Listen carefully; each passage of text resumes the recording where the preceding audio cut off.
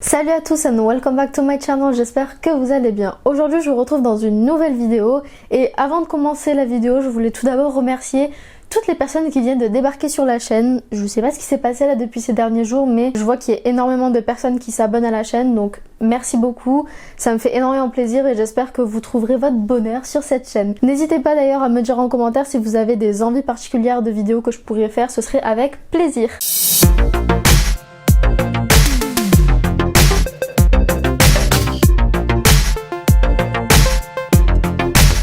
De quoi est-ce qu'on va parler dans cette vidéo? Il y a quelques temps, j'ai mis un petit sondage sur l'onglet communauté de ma chaîne YouTube pour savoir quel type de vidéo vous plairait et la vidéo sur ce que je pense des réseaux sociaux et de TikTok, de la télé-réalité, etc. a eu le plus de votes, surtout celui sur la télé-réalité. Du coup, je me suis dit que j'allais vous parler de télé-réalité aujourd'hui. Je vais pas réellement vous donner un avis du type j'aime ou j'aime pas, mais plus vous faire une déconstruction de ce qu'est la télé-réalité, des choses positives, même si vous vous doutez bien qu'il n'y en a pas vraiment beaucoup, et des choses négatives qui apparaissent vis-à-vis de la télé-réalité. Et voilà, je me suis dit que ce serait une bonne occasion d'en parler, de vous faire un peu découvrir comment je pense vis-à-vis de tout ça. Et voilà, tout simplement. Alors déjà, faut savoir que cette année, donc 2021, signe les 20 ans de télé-réalité en France. Pour la vidéo, bien évidemment, je vais parler uniquement de télé-réalité française, sinon la vidéo durerait 6500 heures étant donné l'étendue de la télé-réalité dans le monde, donc je vais vraiment me focus que sur la France. Si ça vous intéresse et que vous voulez que je vous parle de, par exemple, la télé-réalité aux États-Unis ou autre, je le ferai avec plaisir, même si c'est un sujet que je connais moins, mais en tout cas là on va parler exclusivement de la France. Donc il y a 20 ans, on a eu la première télé-réalité en France qui n'est autre que Loft Story. Ça a été le début de la télé-réalité et ça a été surtout le début de la starification de jeunes personnes comme vous et moi. Alors déjà, qu'est-ce que la télé-réalité? Je vais vous prendre la définition de Google tout simplement. La télé-réalité est un genre télévisuel dont le principe est de suivre le plus souvent sur un mode feuilletonnant et par le biais de la fiction, la vie quotidienne d'anonymes ou de célébrités sélectionnées pour participer à une émission télévisuelle. Ces 20 dernières années, il y a eu énormément de télé-réalités différentes qui parlent de différents sujets et pour le bien de cette vidéo, pour ne pas qu'elle dure 6500 heures encore une fois, je vais prendre une seule petite partie de la télé-réalité, celle qui pour moi est la plus dangereuse entre guillemets, celle qui est la plus reconnue, celle dont on parle le plus surtout actuellement et qui me semble la plus intéressante à évoquer. Mais je vais revenir sur les différentes télé-réalités qu'il y a eu au cours de ces 20 ans. On a eu droit au Loft, à Star Academy, à Secret Story, à la Ferme Célébrité, Nouvelle Star, Pop Star, Koh-Lanta, Les Anges, Les Marseillais, Le Reste du Monde, etc. On a eu énormément de télé-réalités ces 20 dernières années. Honnêtement, je comptais toutes vous les citer, mais quand j'ai vu la longueur de la liste sur internet, je me suis dit que c'était pas possible, donc je vous la mets qui défile actuellement. Vous voyez qu'il y a eu énormément de télé-réalités ces 20 dernières années, je vous laisse aller voir par vous-même. Et du coup, pour cette vidéo, je ne vais pas forcément parler de télé-réalités du type Nouvelle Star, The Voice, Koh-Lanta, tout ce type de télé-réalité, je vais pas forcément en parler, même si Koh-Lanta commence à rentrer de plus en plus dans le type de télé-réalité dans lequel je vais parler. Et voilà, tout ce qui est émission musicale, danse, comme Danse avec les stars par exemple, je ne vais pas en parler dans cette vidéo.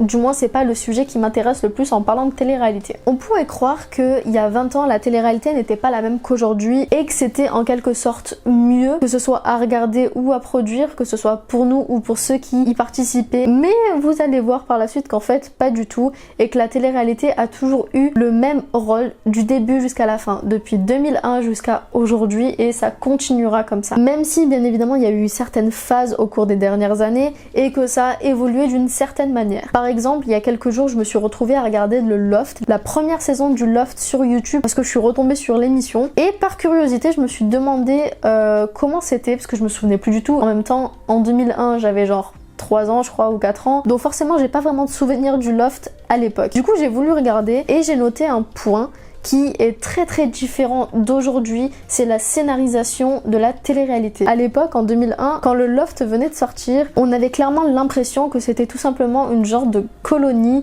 télévisée avec des jeunes qui ont à peu près la vingtaine, qui apprennent à se découvrir. Et d'ailleurs c'était assez marrant à regarder parce que en fait j'avais l'impression de voir une soirée entre potes. Je sais pas si vous voyez ce que je veux dire. Dans le sens où le Loft, les premiers épisodes en tout cas, tournaient autour de jeux du type action ou vérité ou juste des anecdotes de vie des candidats. On apprenait juste à les connaître d'une façon très simpliste, très naturelle. On les voyait rigoler à longueur de temps. C'était vraiment un truc très friendly. C'était très spontané de leur part d'être devant la caméra. Ils cherchaient pas à se donner un genre ou autre. En même temps, c'était la toute première, c'était l'essai en télé-réalité et j'ai trouvé que le Loft, c'était pour le coup une bonne émission. Mais vous savez très bien ce qui s'est passé dans le Loft, même si vous ne l'avez pas vu. Du moins, je parle de ma génération. Peut-être que ceux qui sont nés un peu plus tard ne le savaient pas forcément. Mais il y a eu l'épisode de la piscine avec Loana. Et ça, c'est un truc dont je pense que ma génération, en tout cas, s'en souvient parfaitement. Ça a fait un énorme scandale à l'époque. Pour moi, c'était vraiment le début, le commencement de ce qu'on a aujourd'hui. Le côté voyeurisme de la télé-réalité. Pour moi, c'est un vrai fléau, le côté voyeurisme et exhibitionnisme de la télé-réalité. C'est-à-dire qu'on a, nous qui sommes devant notre télé à regarder l'émission comme des voyeuristes. Vraiment, pour moi, c'est absolument ça. Comme avec les réseaux sociaux d'ailleurs. Mais je parlerai des réseaux sociaux dans une vidéo particulière. Mais en tout cas, au niveau de la télé-réalité, c'est là où on voit le plus ce genre de comportement. On est en train de regarder des émissions sur des gens, des humains comme vous et moi. Ce ne sont pas des stars, ce ne sont pas des acteurs qui jouent un rôle, ce sont juste des personnes qui vivent leur vie, même si c'est très exagéré, surtout aujourd'hui. C'est juste des jeunes dans une maison qui sont filmés 24 heures sur 24, 7 jours sur 7. Et déjà à l'époque, c'était déjà super glauque, mais passons, ça a marché et ça a fait un énorme bruit. Et en fait, malheureusement, la télé-réalité, pour moi en tout cas, c'est un danger. Parce qu'il y a ce truc de voyeurisme et d'exhibitionnisme. Ils sont là à toujours montrer leur vie, ou du moins montrer ce qu'ils ont bien envie de nous montrer. Et nous, on est là et on bouffe ce qu'ils nous montrent. En permanence, on est là et on bouffe. On prend, on prend, on prend. Et malheureusement, ce truc-là, ça va amener énormément de choses qui sont mauvaises, comme du coup la starification de ces personnes. Et encore que c'est pas vraiment le truc le plus grave. Je sais qu'aujourd'hui, on starifie énormément de monde pour pas grand-chose. On starifie les personnes de télé-réalité, on starifie les youtubeurs. Et honnêtement, je suis totalement contre cette idée de starifier ces personnes-là. Moi comprise, étant donné que je me classe comme youtubeuse aujourd'hui, même si j'ai pas énormément d'abonnés. Mais je fais partie de ce milieu aujourd'hui et je n'aime pas le fait de me dire que potentiellement un jour, si j'atteins, je sais pas, les 1 million d'abonnés, je finirai par être starifiée. C'est quelque chose que je ne veux pas, c'est quelque chose que je ne conçois pas et c'est quelque chose qui pour moi est très grave. On met sur un piédestal des humains qui n'ont rien fait de oufissime à part juste parler de leur vie ou montrer leur vie. Et malheureusement, c'est ce qui marche le plus avec les jeunes aujourd'hui, surtout les jeunes en tout cas, parce que j'ai l'impression que les jeunes ont besoin de se retrouver en quelqu'un, de se dire j'ai vécu ça, il a vécu ça, on se ressemble en quelque sorte. Et vu qu'il a réussi, vu qu'il a de l'argent, vu qu'il passe à la télé, ça veut dire que moi aussi je peux en quelque sorte y arriver. Et je trouve ça très grave parce qu'en fait c'est quelque chose qu'on montre qui n'est pas la réalité. La télé-réalité, les réseaux sociaux, YouTube, ce n'est pas la réalité. C'est quelque chose qu'il faut comprendre. Et surtout dans la télé-réalité, c'est ça qui a mis l'accent sur ça. C'est le fait de montrer une vie parfaite qui n'en est pas une. Ou au contraire de rire du malheur des gens ou alors de se nourrir du malheur des gens. Ça c'est, je crois, le truc qu'on a le plus vu au cours de la télé-réalité et c'est ce qui a amené les gens à penser qu'ils ont le pouvoir et qu'ils ont le droit surtout de donner leur avis sur des personnalités publiques. Que ce soit au travers de commentaires, que ce soit au travers de messages privés, les gens qui regardent la télé-réalité se sentent dans l'obligation de devoir donner leur avis. Par exemple, je vois sur Twitter, et moi la première, je suis déjà tombée dans ça, à donner mon avis sur des personnes publiques qui sont dans la télé-réalité en disant elle je l'aime pas, lui je l'aime pas, elle je l'aime bien, lui je l'aime bien, alors qu'on ne les connaît pas. Et vraiment ça me fait vraiment penser à ça. Sur TikTok en ce moment, même si je parlerai de TikTok dans une vidéo, mais je prends cet exemple. Sur TikTok je vois le trend en ce moment qui passe sur si tu devais te retrouver avec 3 personnes dans une pièce et auxquelles tu aurais totalement confiance, ce serait qui? Et je m'attends toujours à ce que ce soit mon père, mon copain, mon frère, etc., etc. Et en fait quand je vois qu'ils mettent des personnes de télé, de YouTube, de Instagram, je ne comprends pas. Les gars, vous ne nous connaissez pas, vous ne les connaissez pas parce que j'ai aucune prétention à me mettre à leur niveau avec mes 2K d'abonnés, d'accord? Mais vous ne les connaissez pas, vous ne savez pas si réellement ce sont des bonnes personnes. C'est pas parce que machin ou bidule, sans citer de nom, vous montre une image d'elle super gentille, super ouverte, super féministe, super engagée ou je ne sais quoi, que ça veut dire qu'elle l'est réellement. Je ne dis pas qu'il faut pas les croire, mais juste arrêter de starifier ces personnes, c'est très très dangereux de faire ça. Et en fait les gens, comme je disais, pensent avoir le droit de donner un jugement de valeur sur des personnes qu'ils ne connaissent pas parce qu'ils pensent être proches d'eux. La télé-réalité nous fait croire qu'on est proche de ces personnes, même s'ils ont des milliers d'abonnés sur les réseaux, parce que à la télé, ils nous dévoilent une partie d'eux et une partie de leur vie. Je parle même pas du fait que ça glorifie des choses qui ne devraient même pas être glorifiées, comme la chirurgie esthétique. Vous faites ce que vous voulez de votre corps, vous êtes libre de vos choix. Je ne critiquerai jamais quelqu'un qui a utilisé la chirurgie esthétique, mais par contre, je ne conçois pas les gens qui pousse à la consommation de chirurgie esthétique. On a parlé de Elsa Dask ou sa sœur, je sais plus, l'une des deux, qui a fait un concours pour la chirurgie esthétique. Je crois que vous vous rendez pas compte à quel point ça va loin et à quel point c'est dangereux et c'est n'importe quoi. Je vais même pas vous parler des placements de produits horribles que les gens de télé-réalité font pour vous pousser à consommer et leur donner encore plus d'argent. Ne croyez pas que quand les gens de télé-réalité vous donnent des codes promo pour un blanchiment dentaire ou pour un objet qu'ils ont trouvé en réalité sur Wish, ça fait d'eux des personnes qui tiennent à vous, qui vous aiment et qui veulent votre bien et qui veulent que vous ayez la même façon de faire qu'eux avec leur shampoing, leur masque pour le visage, etc. etc. C'est purement marketing. Les personnes qui vont regarder ces gens de télé-réalité, qui vont les suivre au quotidien sur les réseaux, sont juste engrainées dans un marketing immense que les gens de télé-réalité font pour s'enrichir encore plus sur nos gueules à tous. La télé-réalité aujourd'hui c'est devenu un fléau, même si pour moi ça l'a toujours été, mais ça l'a été à petite dose à la base et c'est totalement parti en cacahuète au fur et à mesure des années. La télé-réalité nous fait croire qu'on est impliqué personnellement dans leurs histoires. Je reviens sur ce que je disais par rapport à la chirurgie. Donc la télé-réalité pour moi fait la promotion littéralement de la chirurgie esthétique à gogo, mais pas que. Ça fait aussi pour moi la promotion de tout ce qui est tromperie. Je crois que ça c'est vraiment le truc que j'ai le plus vu en télé-réalité, surtout dans les télé-réalités du genre Les Anges, les Marseillais, le reste du monde, etc., etc. Ils ont ce pouvoir de vous faire croire que c'est tout à fait normal de tromper sa meuf ou son mec devant des milliers de personnes et qu'ensuite la personne pardonne et qu'ensuite ils vivent heureux et qu'ils aient des gosses. Non mais sérieusement, je comprends pas vraiment. Après il y a aussi le délire de est-ce que la télé-réalité abrutit le cerveau des gens. On dit souvent ouais je regarde un épisode, j'ai mis mon cerveau de côté pour regarder hahaha lol lol lol, ou des gens qui te disent putain mais tu regardes la télé-réalité, sérieux t'as pas peur que ça t'abrutisse le cerveau. Bon les gars, faut arrêter 2 secondes, ça n'abrutit pas le cerveau de regarder la télé-réalité, mais par contre ça peut te faire croire énormément de choses. Comme je disais, le fait de croire qu'on a un pouvoir de jugement sur des personnes qu'on ne connaît pas, et malheureusement ça ne concerne pas que la télé-réalité, mais du coup ça va permettre à ces gens de croire qu'ils ont aussi ce pouvoir là sur des gens lambda. Et à cause de ça, ça peut aussi promouvoir le cyberharcèlement, ce que je ne conçois absolument pas.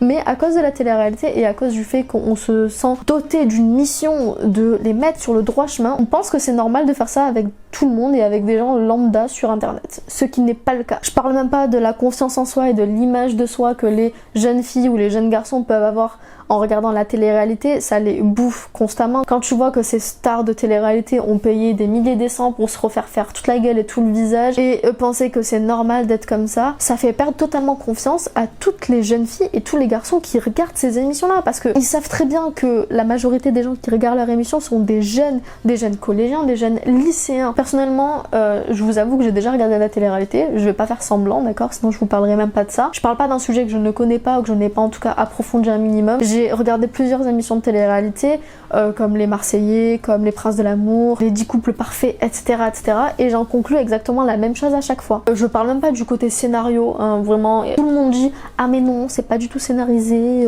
on est ensemble, on est enfermés dans une maison pendant je sais pas combien de jours, c'est normal que des disputes éclatent. Oui, bon, ok, des disputes éclatent, je veux bien, mais pour que à chaque fois il y ait toujours des gros truc de ouf. Je suis désolée mais faut pas nous prendre pour des teubés, il y a toujours 4 tromperies à chaque émission, enfin bref, c'est un bordel monstrueux, c'est du bourrage de crâne en permanence. Ça n'abrutit pas mais par contre ça te bourre le cerveau, ça c'est sûr. Pour moi la télé-réalité ne devrait même pas faire partie des plateformes de télé. Je pense qu'à la base la télé-réalité c'était pas parti d'un mauvais sentiment en quelque sorte, ils voulaient se faire de la thune, ils voulaient mettre des personnes lambda pour montrer à ceux qui regardent la télé que eux aussi peuvent y arriver, mais aujourd'hui c'est plus la même chose, c'est plus du tout comme ça. Aujourd'hui c'est du scandale à gogo, des drames, de la tromperie, de la chirurgie esthétique, etc., etc. Je vais aussi revenir sur le point Dubaï. Toutes nos petites stars de télé-réalité se cassent à Dubaï pour une seule raison, c'est pour éviter d'être fiscalement touchées, pour éviter de payer leurs impôts. Voilà, pour ceux qui ne le savaient pas, je vous l'apprends. Pour les autres, je pense que je ne vous apprends absolument rien. Il y a une meuf qui, je crois, s'appelle Marie Saint-Filtre. Je sais plus si c'est Marie ou autre chose, mais je crois que Marie Saint-Filtre a fait des vidéos où elle est partie à Dubaï pour parler avec des gens de télé-réalité et essayer de savoir un peu comment ça se passait là-bas. Je vous invite à regarder ces vidéos, même si Marie Saint-Filtre, j'aime pas du tout la façon dont elle tourne ses interviews, ses émissions, ses caméras cachées. Je trouve que le fond est intéressant à comprendre et à savoir, mais la forme n'est pas forcément la meilleure. Après voilà, elle a trouvé son truc en faisant ça de cette manière, ça plaît ou ça plaît pas, ça on s'en fout, mais en tout cas le fond de ces émissions qu'elle a fait sur Dubaï sont très intéressants, donc je vous invite à aller regarder. Mais voilà, il y a ceux qui se cachent de ça et qui ne parlent pas du fait que c'est pour ça qu'ils vont à Dubaï. Puis il y a d'autres personnes comme par exemple Kéline qui l'a clairement dit noir sur blanc pendant une interview avec Samzira que si elle se cassait à Dubaï c'était pour éviter de payer les impôts. T'es souvent également entre la France et Dubaï. Ouais. Question simple, pourquoi Dubaï? Bah aujourd'hui je vais le dire, je pars vivre à Dubaï, mais c'est très simple, c'est purement fiscal. Et je trouve ça dégueulasse de récupérer de l'argent de la France et de ne pas donner à l'État ce que l'État demande, tout simplement. Ou alors tu te considères pas comme française, tu te casses à Dubaï et tu deviens une meuf de Dubaï, tu suis les règles de Dubaï, tu fais comme les gens de Dubaï, mais tu te dis pas française. Tu peux pas cracher sur ton pays alors qu'il te donne de l'argent pour ensuite te tailler ailleurs et prendre que les avantages. Parce que Dubaï, les gars, ce n'est pas un pays de rêve. C'est le dernier pays que j'aurais envie de visiter dans ma vie parce que c'est un pays horrible, que ce soit au niveau des lois, que ce soit au niveau du traitement de la femme, que ce soit au niveau du traitement des travailleurs. Pour ça aussi, je vous invite à aller voir le reportage de Marie Saint-Filtre, mais c'est n'importe quoi et les gens de télé-réalité nous font croire que Dubaï c'est un rêve, que c'est génial, qu'ils ont une vie de rêve. Alors oui, forcément ils ont une vie de rêve étant donné qu'ils gagnent des 1000 et des cents. Pour autant, Dubaï ça reste un endroit qui n'est pas parfait. Et en fait, je me dis que ces personnes-là font un peu de l'esclavagisme avec les gens qui travaillent là-bas, en sachant très bien comment est la vie de ces travailleurs à Dubaï. Personnellement, je sais quelle est la condition de travail de ces travailleurs à Dubaï. Donc si moi je le sais en étant en France et en m'étant jamais réellement intéressée à ce pays, je pense que eux le savent encore plus que moi et ça me fout la haine de me dire que ils abusent de ça. Pour moi, les gens de télé-réalité ne sont pas des exemples à suivre, loin de là. Je pense que c'est aller un petit peu trop loin, mais malheureusement, étant donné qu'ils font leur bif et que c'est les meilleures audiences qu'ils ont grâce à la télé-réalité, ça va continuer et continuer. Et en soi, je trouve ça ultra sadique de regarder de la télé-réalité. Et je parle aussi pour moi, parce que j'ai déjà regardé la télé-réalité à plusieurs reprises, parce qu'on se nourrit du malheur de ces personnes. Si je devais rapidement revenir sur la télé-réalité, c'est un concept qui a pris forme il y a 20 ans en arrière, qui partait à la base d'une bonne chose, mais aujourd'hui qui n'a plus rien de sincère, qui n'a plus rien de positif et qui est tout simplement du négatif à gogo. Enfin bref, je sais pas si j'ai été brouillon ou pas, franchement j'ai pas du tout écrit la vidéo donc je sais pas ce qu'elle va donner. Dites-moi en commentaire ce que vous pensez de la télé-réalité, si vous en consommez ou pas. Bien évidemment si vous en consommez, je ne suis pas là pour vous dire que vous êtes des mauvaises personnes et que vous êtes des gens influençables, pas du tout. Je suis la première à en consommer de temps en temps, donc vraiment je ne suis pas dans le jugement des personnes qui consomment la télé-réalité, mais des personnes qui font de la télé-réalité ou plutôt qui font les programmes de télé-réalité. Vous voyez ce que je veux dire? N'oubliez pas de mettre un petit j'aime et de vous abonner à la chaîne. Et pour ma part, je vous fais des bisous et je vous dis à mercredi prochain.